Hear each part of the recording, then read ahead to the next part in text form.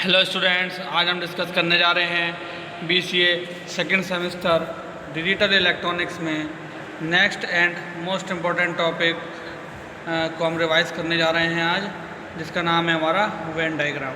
तो स्टूडेंट, अगर हम वेन डायग्राम की बात करें तो मोस्टली एग्ज़ाम में इसका क्वेश्चन पूछ लिया जाता है, या मोस्टली जो पूछा जाता है वो वेन डायग्राम को डिफाइन करना पूछा जाता है। दैन उसके रेयर केस में क्वेश्चंस भी पूछ लिए जाते हैं, यानी कि पर ईयर वेन डायग्राम में से आपका एक ना एक क्वेश्चन आता ही है।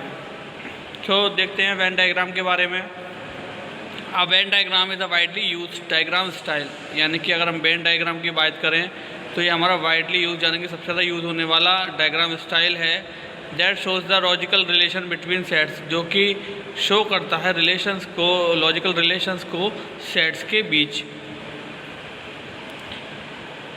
Popularised by John Venn in 1880s, यानी कि इसको ट्रेडिशन में लाने के लिए, ट्रेडिशन में मतलब इसको यूज़ में लाने के लिए जो मेन एफर्ट्स किए गए वह डेवलपर जॉन वेन के द्वारा 1880s में किए गए, ताकि यह हमारा डायग्राम स्टाइल जो है वह लॉजिकल रिलेशंस को एक्यूरेट रिजल्ट के थ्रू उसका हमें डायग्राम स्टाइल दे। Then a Venn diagram use a simple closed curves, यानी कि वेन डायग्राम जो होता है वह यूज़ करता है सिंपल क्लोज्ड कर्व को ड्राइंग ऑन अ प्लेन, यानी कि एक प्लेन पे एक तरीके से प्लेन सरफेस पर हम उसको ड्रॉ करते हैं सेट्स को रिप्रेजेंट करने के लिए।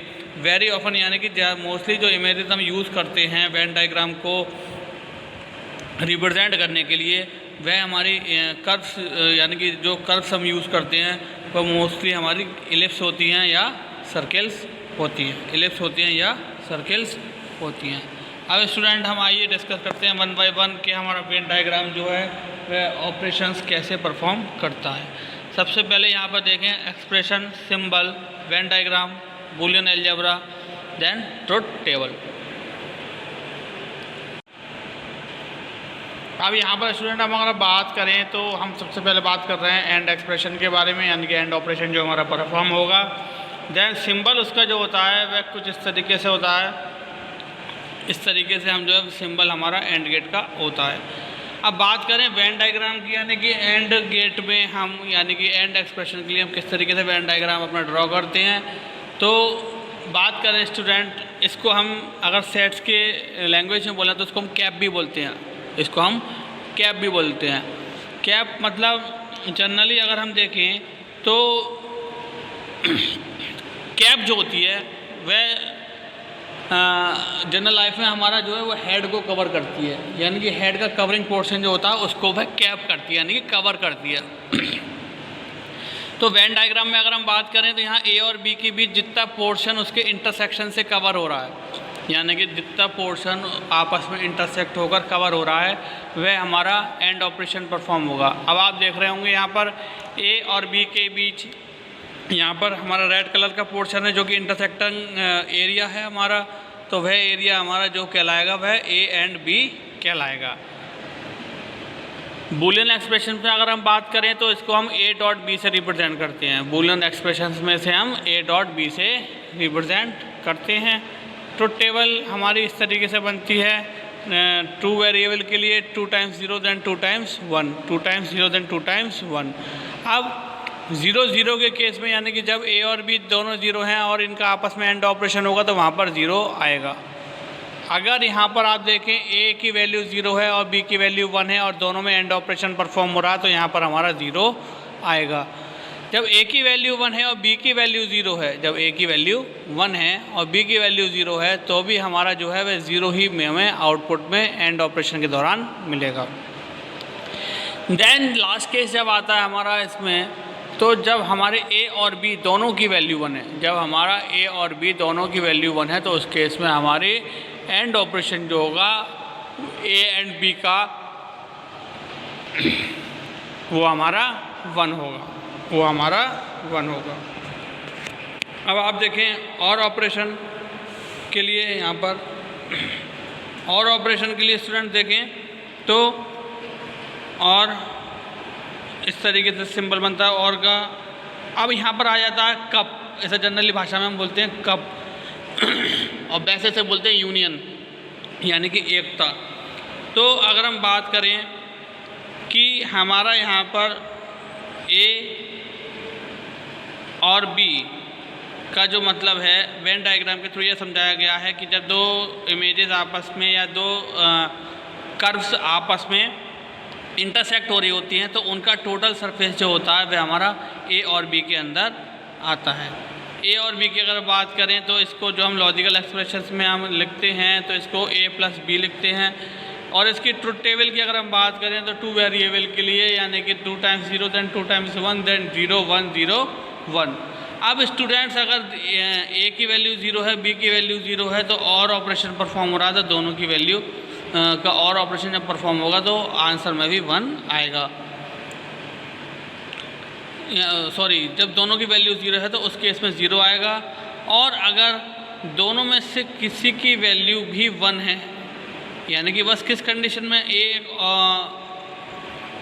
और बी ऑपरेशन हमारा 0 आएगा, जब हमारी दोनों की वैल्यू 0 होगी। और जब हमारी दोनों में से एक की वैल्यू 1 हो या दोनों वैल्यू 1 हो तो उस केस में हमारा आउटपुट जो मिलेगा हमें 1 मिलेगा। नेक्स्ट आता है स्टूडेंट हमारा एक्सॉर ऑपरेशन। एक्सॉर ऑपरेशन की अगर हम बात करें तो एक्सॉर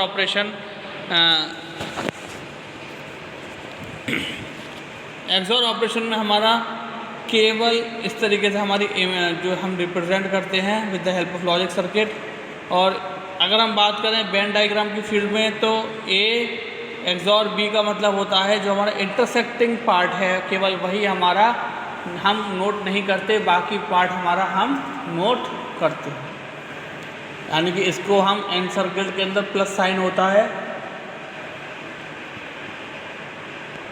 सर्कल के अंदर प्लस साइन होता है, इसको हम एक्सॉर के लिए रिप्रेजेंट करते हैं। Then A B A XOR B, A B A XOR B. अब अगर हम बात करें इसकी ट्रुथ टेबल की तो 2 वेरिएबल के लिए 2 टाइम्स 0 देन 2 टाइम्स 1 देन 0 1 0 1। अब अगर हम बात करें ए एक्सॉर बी, जब 2 वेरिएबल से वो ऑपरेशन परफॉर्म होता है तो जब दोनों की वैल्यू 0 हो और दोनों की वैल्यू 1 हो, यानी ए और बी दोनों की वैल्यू जब 0 हो और जब दोनों की वैल्यू 1 हो तो उस केस में हमें आउटपुट जो है वह 0 मिलता है। अदरवाइज़ हमें जो आउटपुट मिलता है वह हमें 1 मिलता है इन दोनों के अलावा। यानी कि जब दोनों ही 0 हो दोनों ही 1 हो तो उस केस में हमें 0 आउटपुट मिलेगा। और अदर केस में इन दोनों के अलावा कोई एक 1 हो तो हमें 1 आउटपुट मिलेगा। उसके बाद स्टूडेंट आता है हमारा नॉट। उसके बाद स्टूडेंट आता है हमारा नॉट।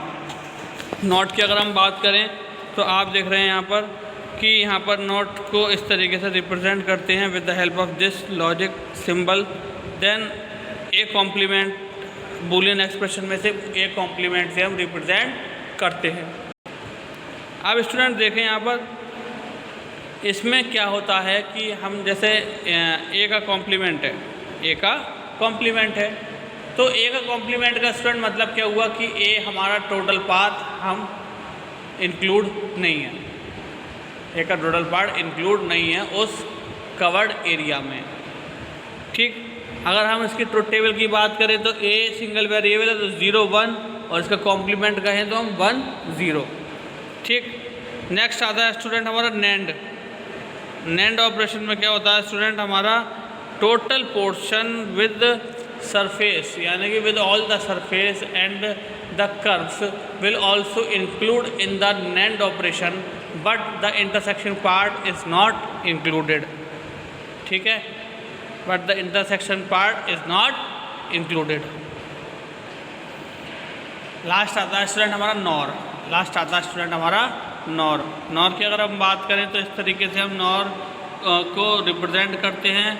और अगर हम कहें नॉर को बूलियन एक्सप्रेशन के थ्रू तो इसको हम ए प्लस बी का होल कॉम्प्लीमेंट से रिप्रेजेंट करते हैं।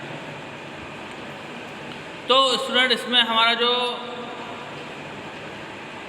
नॉर में ऑपरेशन परफॉर्म होता है तो उसमें हमारा टोटल कर्व को छोड़कर बाकी कर्व्ड एरिया जो होता है उसको हम वहाँ पर इंक्लूड करते हैं। जैसे कि A B 2 times 0 then 2 times 1 then 0 1 0 1। ठीक है स्टूडेंट, अब जब दोनों की वैल्यू 0 होगी तो उस केस में हमें आउटपुट 1 मिलेगा। अदर केस में जब दोनों की वैल्यू 0 होगी तब हमें आउटपुट 1 मिलेगा। अदर केस जो होगा यानी कि जब दोनों की वैल्यू 1 हो या दोनों वैल्यू 1 हो तो उस केस में हमारा आउटपुट हमें 0 मिलेगा। तो उस केस में आउटपुट हमारा हमें 0 मिलेगा। अब स्टूडेंट यहाँ एक एग्जाम्पल दे रखा है आपके सामने कि ए बी और ये आपस में इमेज कनेक्ट हैं। तो स्टूडेंट 1 का मतलब होता है यहाँ पे 1 का मतलब होता है यहाँ पर एक्टिव और 0 का मतलब होता है डीएक्टिव। तो स्टूडेंट 1 का यहाँ पर देखें ये फर्स्ट देखें यहाँ पर पार्ट में ए की वैल्यू 1 है और बी की वैल्यू 0 क्योंकि बी यहाँ पर प्रेजेंट नहीं है। ठीक है, यहाँ पर बी प्रेजेंट है तो ए की वैल्यू 0 और बी की वैल्यू 1। यहाँ क्या है स्टूडेंट हमारा दोनों हमारा प्रेजेंट है तो ए की वैल्यू भी 1 और बी की वैल्यू भी 1। ठीक, अब आप देखें यहाँ पर 1 0 प्लस 1 1 प्लस 0 1 यानी कि A B bar plus A B plus A bar B. अब हमने स्टूडेंट इन दोनों में से क्या करा हमने देखें स्टूडेंट इन दोनों में से हमने यहाँ से ए कॉमन ले लिया प्लस ए बार बी। अब यहाँ से जब कॉमन लिया तो बी प्लस बी बार यानी कि जिसकी वैल्यू हमारी 1 होती है प्लस ए बार बी। ठीक है स्टूडेंट, अब यहाँ क्या बचता है हमारा ए बच जाता है। अब equals to A plus A bar B A plus A bar B. अब यहाँ पर हमने लॉ लगाया बुलियन लॉ जिसकी हेल्प से हमें ए प्लस ए कॉम्प्लीमेंट ब्रैकेट में और ए प्लस बी अब ए प्लस ए कॉम्प्लीमेंट की वैल्यू क्या हो जाती है स्टूडेंट हमारी 1। ए प्लस ए कॉम्प्लीमेंट की क्या वैल्यू हो जाती है स्टूडेंट हमारी 1। तो यहाँ पर हमें क्या मिलता है केवल ए प्लस बी।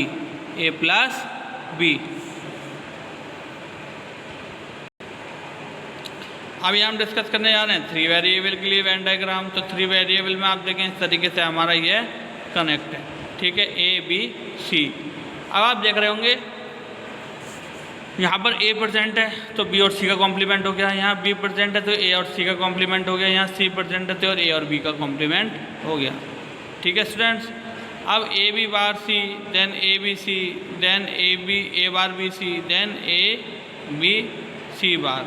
ठीक स्टूडेंट्स, अब आप देखें यहाँ पर A B bar C bar plus A bar B C bar plus A bar B bar C plus A B C plus A B bar C plus A bar B C plus A B C bar. अब student यहाँ पर अगर हम देखें A plus B plus C का whole complement A plus B plus C का whole complement equal होगा हमारे A complement plus B A complement plus A complement multiply B complement multiply C complement. अब A plus B plus C is equals A plus B plus C और bracket में full बढ़वा दूंगा। Bracket में आप देखें A plus B plus C plus A bar B bar C bar is equals to U. ठीक, अब A plus B plus C plus A plus B plus C का होल कॉम्प्लीमेंट। अब यहाँ पर इसको मान लिया ए, इसको मान लिया ए कॉम्प्लीमेंट, तो दोनों की वैल्यू क्या होगी यहाँ पर 1। तो इस तरीके से स्टूडेंट्स हम जो है यहाँ पर अपने बूलियन एक्सप्रेशंस को with the help of Venn diagram solve करते हैं। तो स्टूडेंट आई होप आज का लेक्चर आपको अच्छे से समझ में आया होगा। सो आज के लिए thank you very much, have a nice day.